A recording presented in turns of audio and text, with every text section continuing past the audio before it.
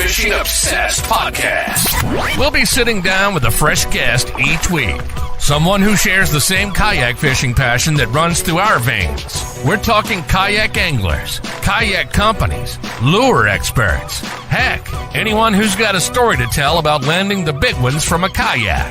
We're setting our sights on becoming the #1 kayak fishing podcast in the world. You'll get a chuckle, a grin, and hey, maybe even a belly laugh. Because we believe in the power of humor. But above all, we're here to educate and inspire. So, whether you're a seasoned kayak angler or just dipping your toes into this exhilarating world, join us on the Kayak Fishing Obsessed podcast. It's time to reel in adventure, camaraderie, and the joy of the catch. Here's your host, Daren Windle. Right, everybody, welcome to podcast episode number 45, brought to you by the Windle Fishing YouTube channel. And I'm excited about this because the channel just hit 30,000 subscribers this past week, and I love every single one of y'all. So thank you so much. Guys, tonight I have the owner of Impulse Rods, Brian Hastings, on with us. We're going to take a deep dive into fishing rods. And this was something, man, this past year, my knowledge on fishing rods has evolved quite a bit, and it's really changed the game for my my fishing this past year, and the success that I've had. A lot was just dialing in the rods that I use, and so I have a bunch of Impulse rods as well, and so we're going to talk about those. I'm excited about that. But if you're not live and you're listening to the podcast, maybe you're working on your kayak, I mean, you're out fishing, driving home from work, or whatever you're doing, I would love to hear from you. Please reach out to me. I get people reaching out every single week, and I love to hear from you. On Instagram, I respond. YouTube, I respond. TikTok, I do not respond. So don't reach out to me over there. Guys, I was out fishing today with my buddy Bowfin Junkie. He's actually in the comments. And I just want to give a congrats. He just landed his personal best today. And so that was pretty awesome. Excited for him. And tonight's show will be a little short due to some time constraints that we have. But not a big deal. But let's go ahead and invite or bring our guest on, Brian Hastings, my man. Hey, Daren. Thanks for having me. Yeah, thanks for hopping on. I know you're feeling a little bit under the weather, so everyone's like listening in, like, what? He sounds sick. Why is not feeling the greatest? But the show must go on. That's right.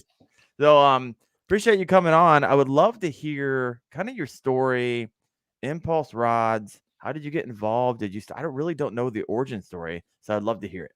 Yeah, man. Well, we're just about in January going to hit 10 years in business. Impulse will. So that's exciting. We might have to be doing something special when that comes around. Oh, yeah. I worked in the industry for a few years back in 2009, and then I met Lance Stringer, my business partner. Yeah. We decided to go ahead and start, our own rod company. We started this in January of 2014. So on some hopes and dreams and being really naive, first time business owners. And we started it, and he had a 30 by 40 shop that he had recently built on his property. Okay. That we framed it out, ran all the electrical, built some drums to turn rods on, and away we went. So it's just kind of been, up from there. Wow. That is quite the story. Still there? Yeah, I'm here. We're kind of like going in and out, but the audio is good. Why fishing rods? Man, I was already kind of in that aspect of the industry. So it just seemed like a natural transition, and I knew I had always wanted to own my own businesses someday. Okay. So that was just kind of a easy roll into it, because we were kind of already in the industry and wanted to follow that passion of starting a business. All right. Well, 10 years in, I tip my hat to you. If you're going to succeed, most people, they don't make it past the first few years. So 10 years in, that's good. It's been a wild ride. It's had its ups and downs for sure. We worked in that 30 by 40 building for quite a few years, probably longer than we should have. We were cramped. We moved out of there in 2018, into an area where we have some more space, that we quickly filled up that as well. So it's been good. Yeah. So where are you guys located at for everybody listening in? In Magnolia, Texas. So just off, there's a main road through there, 1488 FM 1488, and it's a wild corner north of Houston where there's 7 rod companies within a 9-mile radius. Oh, So really? I guess some other people out there had the same idea. there's a handful out here, that's for sure. So Oh man, that's exciting. So to kind of get us kicked off, I've been thinking about this. I was like, what in the world am I going to ask Brian? And so we're going to get tactical later in the show, but I just want to talk about kind of fishing rods in general, right? What is real? What is hype? And as an owner, like you get to see behind the scenes, all the marketing out there. What's happening out there? man, well, it's been a combination of things over the years. One thing that we do or don't do, I guess, is we've always never wanted to fluff up our marketing a Okay. whole lot or make claims that were a little outlandish. Our policy has really been to build the highest quality rod we can build, get it into people's hands, and they're going to realize they like it, um, as opposed to trying to sell them on some magic new material that is incredibly hard to verify, whether it is real or it's not real. So there's a lot of marketing fluff that is out there that has gone a long way to confuse people. If you're out there and you try and do your due diligence and research, you can fall down a rabbit hole of nano graphene to all kinds of things, and some of it, I don't know everything. I'm not a blank designer, but we can kind of get into some more of those details later if we want to talk about blanks and stuff. But Yeah. um, yeah. Well, we'll get there. I got some questions around blanks, but so as a consumer, right, of rods, there are. I mean, you just walk down you walk into any fishing store, hundreds, maybe even sometimes thousands of rods. What are some of these? You mentioned outlandish claims, right? So as a consumer, when I'm walking in there, and you said they were hard to verify. What were you speaking to specifically? Mostly blank material and the stuff they claim, 60 million modulus graphite, things like that, that they're trying to sell you to prove that it's like a more sensitive blank. Right. That some of that stuff just doesn't exist and those terms are made up. So I'm not joking. Some of the technology they claim, I mean, I'll name one because they're no longer around, but when carrot sticks was a big deal. Okay. They straight up they tried to convince people there were carrot fibers in those rods, and that's what made them so strong and sensitive. And, Hold up. and I and there's a lot of people, Carrot sticks. excuse me, that believed it, and thought it. And we knew the engineer that designed the blanks, so this is one of those things. That's your route as a company, and you want to market that. Maybe there was some fine print in the uh, legal stuff that said that it wasn't a real claim. I don't know. Carrot sticks, carrot fibers. Wow. All right. Well, there's a lot happening out there. You say 60 million graphite? What was that? 60 million? They go by million modulus, is a term that is kind of thrown around, how many million modulus. And when it first got thrown around, and then somebody says they have 30, the next guy that says, oh, they have 40, and the next guy's just going to claim they have more, to try and outdo whoever's at the top of the game at that time. Got it. And is there any real way to measure that? Um, Maybe in a lab somewhere, but to be honest with you, Got it. I don't know. In the million modulus thing, like you said, I have some more details I can share about blanks and stuff when we get into that. But no, that's just one of the things that we see that, is just that's a little bit of the smoke and mirrors. I think when it comes to the marketing that we try to avoid. Yeah. I can appreciate that. All right, we got a couple comments over here. Two of them. You're gonna like one of them, which is funny because we just talked about it in the green room like a couple minutes ago. Cooler Lid AP 120. He asked the question: are you going to make a kayak specific rod? Maybe shorter butt ends and hook keeper upper the reel.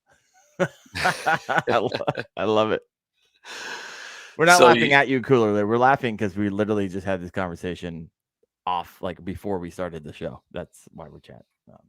yeah, we'd be open to making a kayak specific rod if we can narrow down what that is, and then the specifics of what the needs are for the kayak anglers.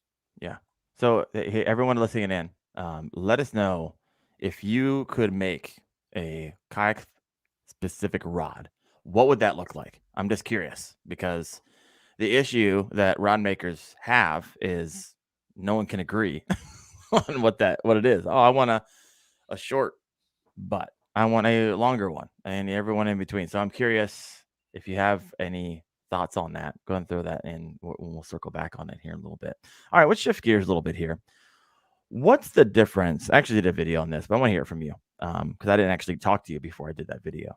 What's the difference between a $50 rod and a $150 rod? Because that's kind of like you kind of, in my opinion, when you go to your website, you have like almost two prices for rods for the freshwater series. One lands around $150, your energy series, and then your OG original series is around $250.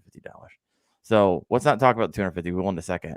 But like most people, when they get into fishing, they're not jumping and buying a $150 rod. They're usually Right. walking into Walmart and they're grabbing something within their budget and they're going with it.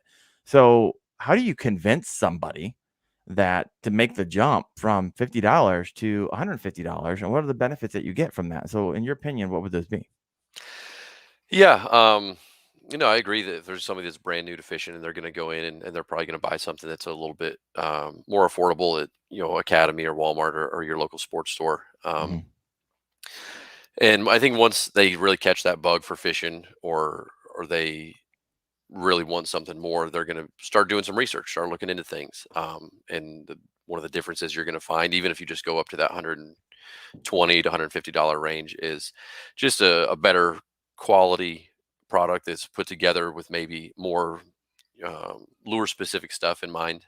Mhm. You're going to have typically probably a higher quality blank that's going to be more sensitive, higher quality components. And you know I've known guys that love to fish with the $39 Walmart special all day long, and they claimed that it wasn't any, the $150 rods weren't any better. But I've seen those guys in the boat side by side with somebody else, not feeling the bite, not feeling that Oh yeah. little tick that is making the difference. So I'd say sensitivity, really, if I had to sum it up, would be the biggest thing you're going to get when you step up there. And that's gonna, I mean, that's not much more important than that when you're finesse bass fishing. Heck yeah, for sure. So you have would you say that's even the same for, so what's the difference between like a $150 rod, your energy series, and your $250 rod, or you just even more so better? Or is there Even anything? more so, like, just a short answer on ours is, our original series is going to be physically lighter and more sensitive, and it has higher end components that are going to have smoother inserts, that are going to have maybe a little bit more casting distance out of them. They'll help the sensitivity a little bit, but the majority of that comes from the blank. Um, so really, physical weight and sensitivity are really typically what you're gaining as you go higher in that price point. Okay, so how do you get? I'm going off topic here now for my questions, but how do you get a lighter rod? Like, how do you guys do it? The well, the only way to do it is to reduce the material.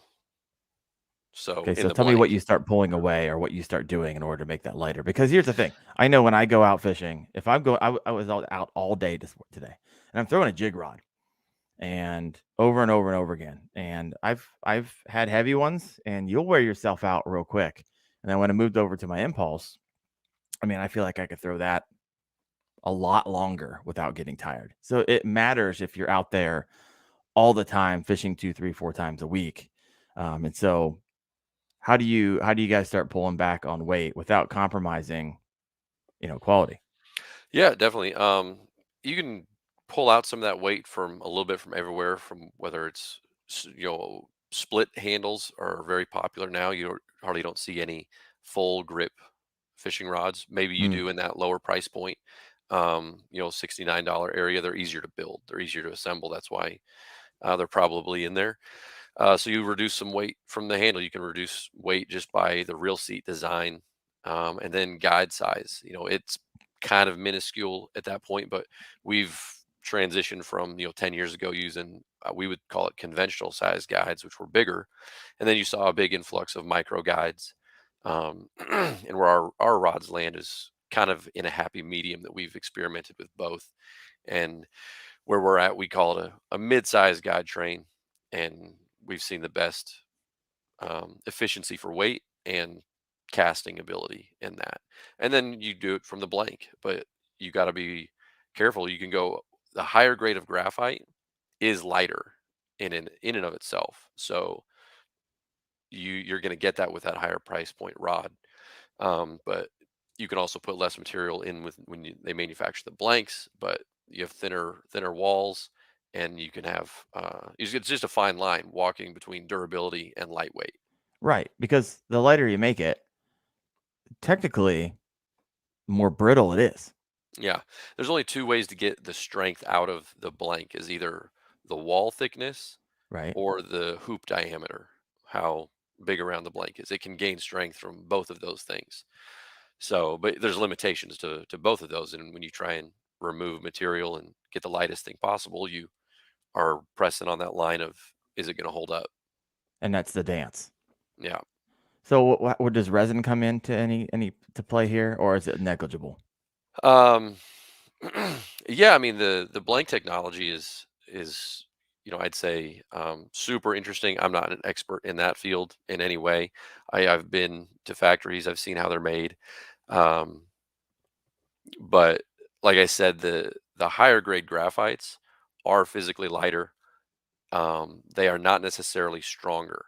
Okay. They can almost be more brittle. They're more sensitive and lighter, but like you said, it's just a fine dance between blending materials, and they do a million different things with resins and scrims. There's paper carbon scrims. There's scrimless material, and that the scrim is just I was about to say, what's a screw? what holds. Like if all the carbon fiber was just like a bunch of hairs, Got it. the scrim is what holds them together. Okay. Oh man, I'm learning all kinds of stuff. This is great.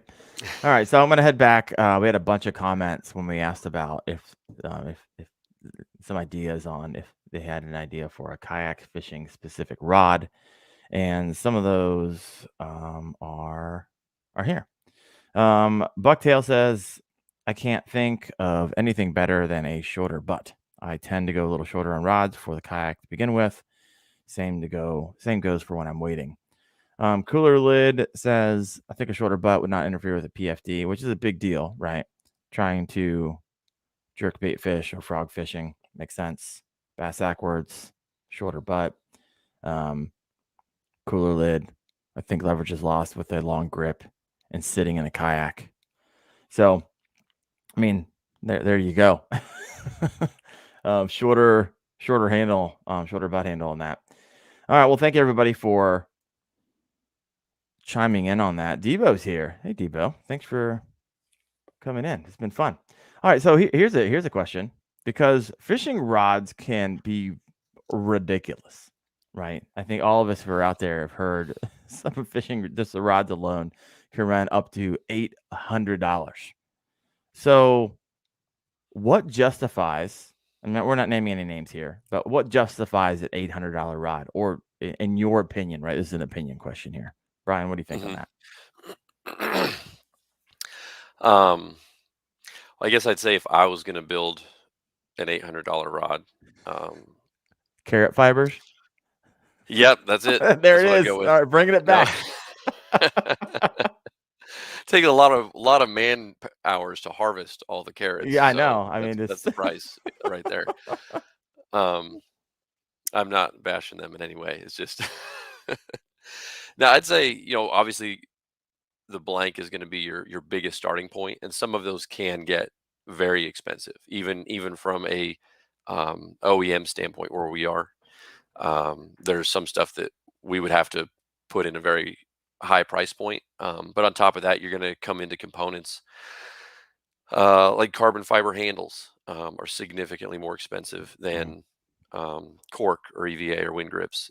There's also carbon fiber reel seats. Now, a lot of these, your generic reel seat out there, people say it's, I guess, a graphite reel seat. I'm not sure why they say that. It's just injection molded plastic, the Okay. same ones that have been around for, 40 years. But they have ones that are like actually carbon fiber, and they're crazy, crazy light. And then you can step into some really, really high end guides. And then on top of that, some of that is going to be the brand. Okay. You probably know brands that I'm saying that have those rods that just have some really outrageously high priced products. Kind of same goes with golf stuff. So I'm not picking anybody in the golf industry, but Nike has some outrageously priced drivers that, personally I'm going with the, $100 special for a driver. Right. So there are some justifications. I would say if we built a high end rod, I can't imagine it being up in that $800 range. But it could be significantly higher than we price rods at now. Yeah. There is some room for that, but a lot of it comes into the brand that they can command that. Okay. So let's talk components, right? If you put all the highest components, made the sickest rod you could, would that land you at like 500 to MSRP? Maybe, Yeah. maybe, Okay. yeah, So you're from that point on, I mean, you are reaching on component value and you're paying for brand, yeah. generally speaking. Okay. And it just get some framework. I know, guys, it's just opinions, right? We're all just talking, but I'm talking to a guy who's been doing it for 10 years. So I'm just kind of interested here.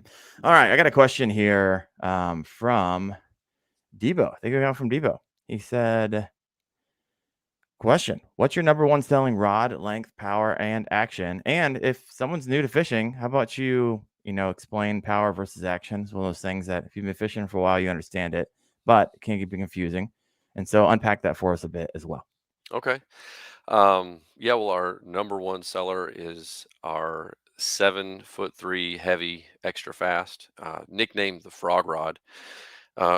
Originally intended to be a frog rod, but has turned into, guys use it for everything. I got guys that flip with it. I got guys that love throwing swim jigs on it. Mhm. I got guys that have 5 of them. They keep them on the deck of their boat. But it's a 7'3" heavy with an extra fast tip. So it's got a soft tip it was intended to be able to work that frog. But it's got a lot of backbone to pull them out of the grass or what have you. Yeah, it's great to throw a whopper plopper on. Okay. So Oh, are you there? All right, we might have lost him here for a second. Oh, bummer. All right, we're gonna see if we can get Brian back and give him a few seconds here. you still there? Oh, now you're back. Great. Okay. Where did I lose you at? I think you're just wrapping up a little bit. Oh, you're talking about your best selling, and so you're talking about your rod, but you didn't talk about action power yet. Yeah, yeah. So like typically it's a medium heavy that's a bestseller, but that's a close second. Our 7'3" medium heavy, which is a good all-purpose rod, is a close second. And as far as power and action go, uh, the easy explanation is power. Did I lose you? Yeah, we're going in and out, which is kind of a bummer, but I think you're back now. Did you catch what I was saying? You're getting ready to unpack power and action.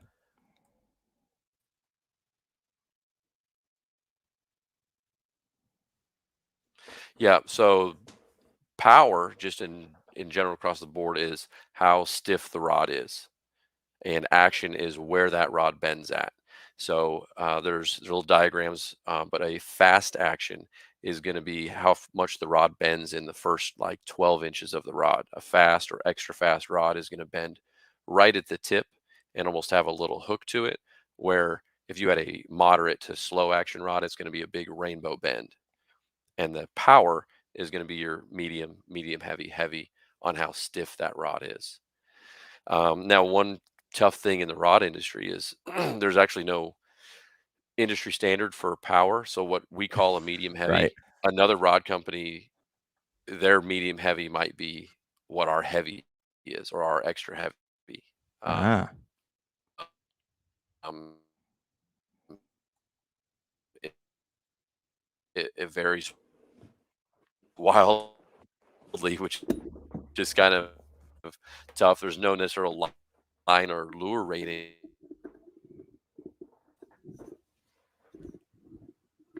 all but right, guys. We're having. powers how There we stiff go. it is, and the action is where the rod bends at. All right. All right. Thank you for unpacking that a bit. Debo, thank you for your question. So let's start walking through the parts. Well, parts of the rod. We said we're going to talk a little bit about blanks. And so I'd love to hear you. And I had a question. Do you roll your own blanks? And so if you could answer that, that'd be awesome. Yeah, we do not roll our own blanks. That takes a little bit more, um, I guess, square footage and space and really big volume. You know, to get into that and doing it yourself, um, you have to be doing quite a bit of volume. And you've probably seen how many hundreds of rod companies are out there. Yeah. Um, Most of those guys are not rolling their own blanks. You know, there's a handful of U.S. manufacturers that roll blanks, um, and then wholesale places that we can get blanks from in the U.S. And then obviously we can get them from overseas as well. Yeah. Okay. Uh, but blanks, yeah, they're. Did you have what other specific stuff were you headed in on blanks? Anything you want to share, looking from a consumer point of view. And so what should a consumer be on the lookout for? And we didn't talk about this earlier, but I'd love to hear your thoughts on kind of diminishing returns on price versus value and there's all different types of anglers. Like I know the diminishing return line is going to be different from someone who fishes once a month to someone who fishes, 4 times a month to someone who fishes 20 times a month. Yeah. But love to hear if you had any thoughts on that as well. Man, not that's tough to quantify or put a number on. You know, I know guys that are super passionate that used to tournament fish, but now he just pond fishes in neighborhoods and still wants nice equipment because that's what he used to use, and he knows what nice equipment is. Likes to fish with it. You know, if you're going out there once a month, you buying $500, $600 combos. Is it worth it to you? I guess if you have the funds, and that's if you're a tackle enthusiast. There's some guys that are tackle enthusiasts and love all the details, and there's really specific things that they like, and they can only get those in those higher end rods. Um, and there's some guys that don't care about those details, and they can still go out, have a good time, and catch a few fish. So Yeah. maybe around that $500 mark, where we talked about there not being a big difference between that and an $800 rod. Yeah, for sure. Oh man. Sorry guys, we're like if you're listening in the audio and it's going in and out, we're just having some technical issues. I don't know if it's probably me, but and my headphones are falling out. It's a hot mess over here. But I wanted to kind of move a little bit more tactical here. If you have a question, go ahead and throw that into the comments. I'll get it answered. But what rod would you recommend? So let's get into technique specific rods. I know for me personally, I just upgraded my arsenal probably 6 months ago. And the difference that has made for me has been incredible. So, I mean, I have the Energy Series 7-foot finesse, which I do a lot of my wacky worm and eco rig. I have an original series 7.3 medium heavy casting rod. I have a 7.4 extra heavy casting rod, which I caught 4 bass this morning on a 3/8 ounce football head jig, which is doing well for me. I have the Randy Haynes signature ledge rod, which is 7.9. And these things are all light, right? That rod's like 5.4 ounces. The other ones are 3.7 and 4.4 ounces. I have a top water rod that you guys make. And whenever I started doing technique specific rods, I was like, wow, these things perform so much better when they are made for that specific type of presentation. It's incredible. I would say, for me personally, more important than the line, than the reel, is the rod if you have that dialed in. So, what would you recommend for someone who fishes for, say, most of the time, a buzz bait, a spinner bait, or a chatter bait often, and kind of why? Break that down for us. Yeah, buzzbait, spinnerbait, chatterbait. You know, you could throw all that on our Zell Roland signature spinnerbait rod, um, or you could throw that on uh, the 7.3 glass composite cranking rod. That's gotten it really popular for throwing chatterbaits and stuff on. It's great for moving baits. It is a composite, so it has fiberglass and graphite in it, um, and it's great for moving baits. So those would probably be the two big recommendations. Would be a Zell Roland spinnerbait rod or a 7.3 uh, glass graphite cranking rod. Okay, now tell me why. Like, what's the graphite do? What's all this stuff do, and why did you choose it for that? Yeah, well, the glass graphite cranking rod we designed for cranking. We did not design it for chatterbaits. That's just something that has kind of fallen in there. We put the we have the factory that rolls the blanks. Roll them with fiberglass in the tips. Um, excuse me, graphite in the tips, fiberglass in the backs, and it makes for a more limber rod. It makes for easier on the angler when he's cranking. It takes some of the work out of it for you, and it is not going to pull as hard on the fish when it has that big bait in his mouth. When he's thrashing, you're going to stay hooked up longer to more fish. So that's the reason behind that. And there's a big personal preference there between guys that want all graphite or all or a composite for their crankbaits. But that's the recommendation that we make. Okay, so let's move on to a different presentation. How about someone like a football head jigs? We're talking on the lighter side. Lighter side. Yeah, so an ounce and less, or 3/8 and less.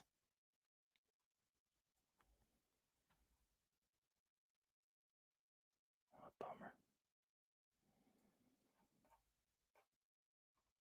All right, folks.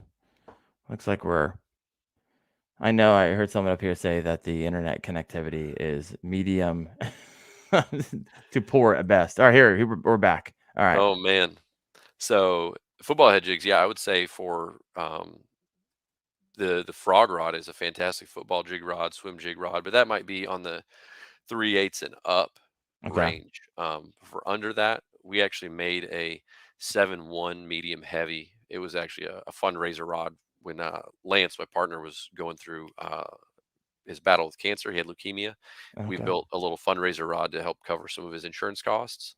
And it's called the Lance's Fight Rod. It's still in stock. It's just kind of gotten graduated into a staple now because guys loved it so much. But it's a 7.1 medium heavy with a fast tip. Um, really in between our regular medium heavy and that frog rod. It's great for throwing small football jigs, junior frogs, uh, um, little swim jigs, stuff like that. Okay. That fast tip really makes a difference, but it's got a lot of backbone to pull everything out. Nice. How about umbrella rigs?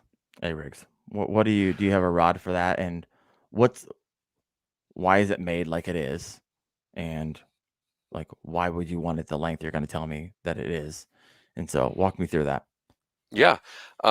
So one thing in our original series, the rods that are 249, we have 30 different models of rods, Whoa. anywhere between a 6.3 medium all the way up to a 7.11 heavy.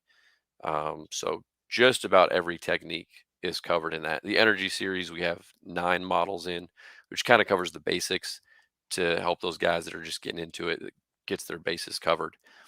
Um, but the umbrella rig would be that 711 heavy. You can throw umbrella rigs on it, big swim baits on it. You can throw big crankbaits on it, but we usually try and recommend the glass rods for that. Got it. But the reason why is, when those umbrella rigs first came out, guys were trying to throw them on like extra heavies and the stiffest rods they could find, which really wasn't what they wanted or what they needed. This is a heavy action rod that is or a heavy power with a moderate action. So it's got a big rainbow bend to it. So when you go to cast it slow, a slow, big swing, the rod loads up and just kind of chunks it out there. And it's going to help you cast it, which is one of the biggest challenges with that umbrella rig. Right. But it's got plenty of power to bring it in the potentially 2 4-pounders that you catch on it. Yeah. Heck yeah. All right. So let's switch gears a little bit. We're going to be landing the plane here in about 6 or 7 minutes because we have a shorter show tonight. But walk us through warranties, right? What does the industry offer when it comes to warranties? What's smoke and mirrors? And what should we look out for as consumers, in your opinion? Um, Man, that's a It's a loaded interesting question. question. Yeah, it's a loaded question. Do your Honestly, best. that's the worst part about this business. Oh, Uh, okay.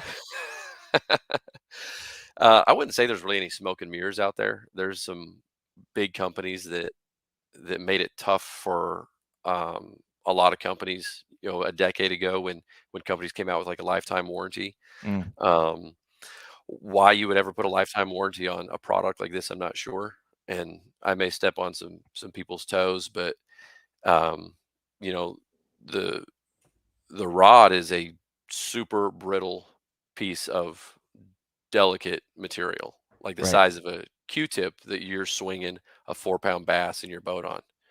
Um, so, you know, guys will break a rod after 6 years and they caught 1,000 fish on it.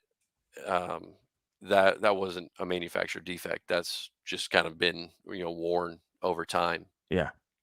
Uh, Yeah. uh, so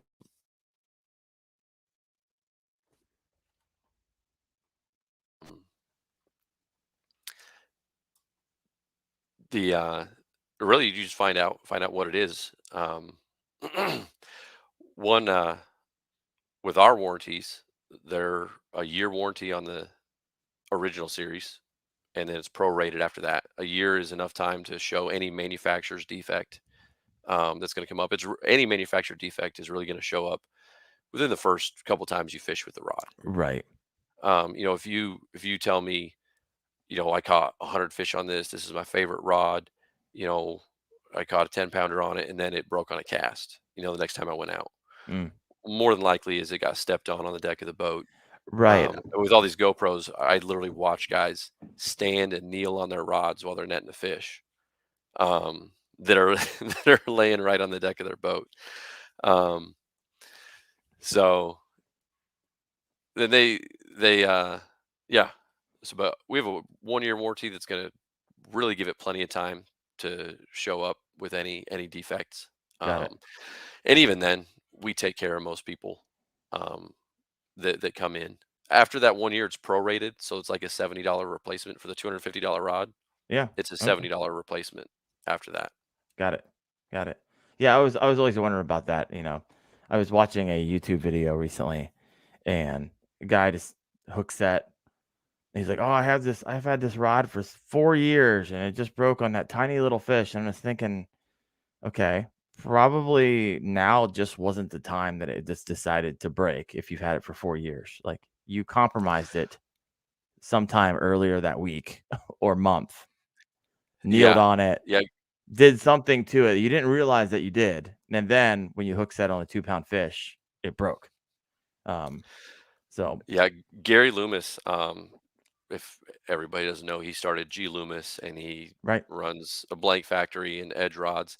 He wrote a great article years ago it's been circulating online, and he is a graphite engineer. He was the guy that designed those blanks. Um, So he wrote a really neat article um, several years ago that really details that and kind of sets people straight on the graphite and lets them know it's not an indestructible material. He takes them and he inspects it and he shows that it's flawless. And then he barely kneels on it and explains that there can be tiny stress fractures from very small incidents Mm, over a period of time that can continually weaken the blank. Um, it's not the material that breaks down; it's what's done to the material. So any little thing getting banged on the gunnel of the boat, falling in the garage, those kind of things can add stress fractures to the rod and and cause it to fail later on. oh man, I gotta read that. This is the reason I put rod protectors on anytime I travel because I don't want those things banging around the back of my truck. Because just Yeah. time and that consistent beating will just slowly break it down, and eventually it'll break. So, all right, we're landing this plane here. I got a couple more questions for you. Oh man, I had about 15 more questions we never got We around we to. can we can do that. That's fine. Um, so what are the top three questions you get when someone approaches you? Like, I want to buy a fishing rod, and the next three questions that come out of their mouth is are typically what, and how do you answer this? Um, Man, usually people don't have a ton of questions for me. I try and get questions out of them to find out what rod is going to best fit them. I'll ask them what their favorite thing to throw is, where they fish, those kind of things. But I guess people that ask us questions would be, the do we make the rods? Where do we get our blanks? Those kind of things. We make a majority of the rods at our shop in Texas. The blanks we get kind of split. We get some from U.S. Um, blank companies, and we get some from overseas. Um, so those are two of the big questions that we get. Um, Trying to think of a third. I don't know. Can't think of one off the top of my head. Well, here's another question I'll follow up with. So, if someone came to you and said, "How do I know what rod length I need?" Like, what would be your follow-up questions? Probably what they're currently using. Okay. It's all about comfort. Um, the only times I think a rod length come into play for a technical ability is can be in like cranking if you are like sticking your rod tip in the water trying to get that crankbait deeper. Um, you know, Getting a little bit more distance out of your cast in those scenarios where you are maxing out your casting ability. I'd say 60 to 70% of the time, we're not casting as far as we possibly can. We're target casting the stuff. So accuracy is going to be a bigger deal. You're going to get a more accurate rod with a shorter rod. So you play that fine line. I would, if they didn't know, I'd recommend something around 7 to 7.3. Okay. Solid. And last two questions for you. So this is kind of more industry question. What are some things that are coming down the line for the industry? Is there any new technologies coming online? You said new companies coming online. Is there like a fishing conference that you just got back from? You're like, oh, and where everyone gets together and kind of shares new technologies. Well, nobody shares information in this in this And industry. They keep, not information, but like new products, like voila, yeah, here it is. yeah. They have, there's ICAST that happened in July, Yep. where they reveal new products and stuff. As far as really, as far as rods go, really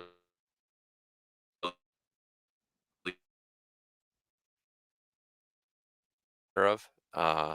There are some new neat handles that are all graphite. The handle and the real seat are all in one piece. That's molded graphite. Um, from what I understand, I don't think it. Supposedly, it's not plastic. It's supposed to actually be carbon fiber. So Okay. those are neat, but this is to some extent, and there's. It seems like people are running out of ways to innovate the fishing rod. It seems like there's only so many things people can do to it. All right. Well, I got to But ask the final question. What's coming down the pike for you guys? Anything that you recently launched or anything that you can share? I know there's some things you can't share, but um, yeah, there's we're working on a new big glide bait rod. Um, because that's so popular right now. That's one thing that's been interesting in the rod industry, is it's really driven by baits that become popular. Because 20 to 30 years ago, there was like six techniques, right? And there was only you only that's all you had to do. Now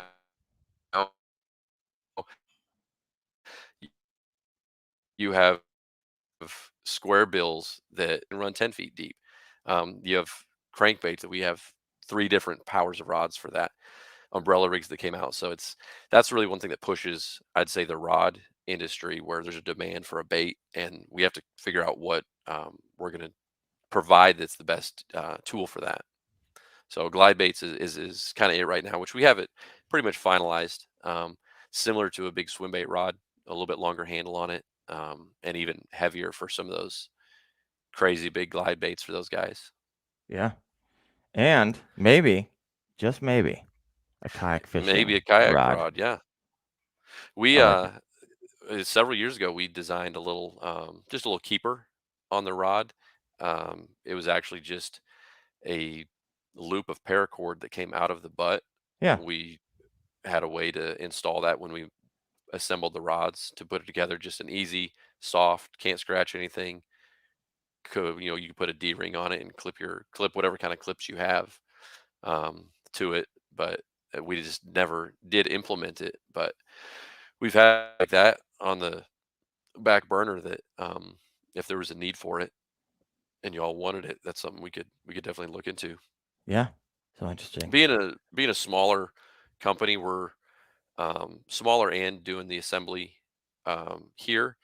It is easier to make some of those pivots, and do some stuff in smaller batches. We can make a small batch of kayak rods and see how they go. It's not like we have to order 300 of them from overseas and wait 6 months to get them in. We can do some small batch stuff, see how it goes, and aren't too committed on that. So it's one thing that's nice where we can play around with things like that. Yeah.